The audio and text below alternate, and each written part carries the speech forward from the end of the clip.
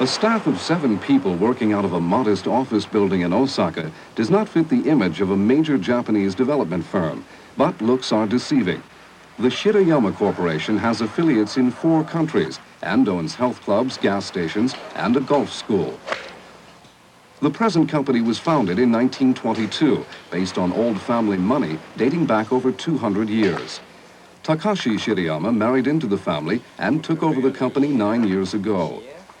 2 years later, he took the company international by linking up with the Hyatt chain to build a 5-star hotel in Madrid, and he is now building a resort on the island of Rota in the Western Pacific. He says he can spend now because he saved before. 7 years ago, I had the opportunity to read a study compiled by several bank managers that predicted the bursting of the bubble economy in Japan. People invested more and more and produced less, creating a bubble. So I completely stopped dealing in the stock market. We were not damaged by the bursting of the bubble.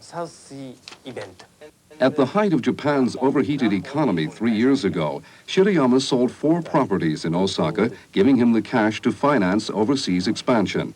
2 years ago, London officials approached him with the idea of turning the 4 buildings of the old London County Hall into a hotel and convention center.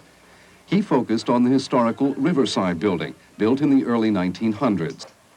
Shirayama agreed to keep the oak floors and marble balustrades, a request that also meant lower costs. Despite the awarding of a preliminary confidential contract to Shirayama, a new wrinkle appeared. In March of this year, Environment Minister Michael Howard stepped in to suggest that the building be turned over to the London School of Economics, which is badly in need of new facilities. Pressure mounted as letters arrived from members of Parliament to Shirayama asking him to withdraw his bid. If they were going to accept the LSE's bid, it should have been an open tender process. It's unfair to give the LSE a chance now.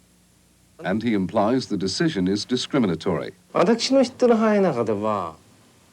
As far as I know, many hotel owners in England are not British. Famous department stores are also owned by non-English companies. I believed in that regard the market was quite open.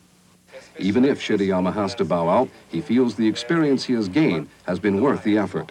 Gary Tegler, Japan Business Today, Osaka.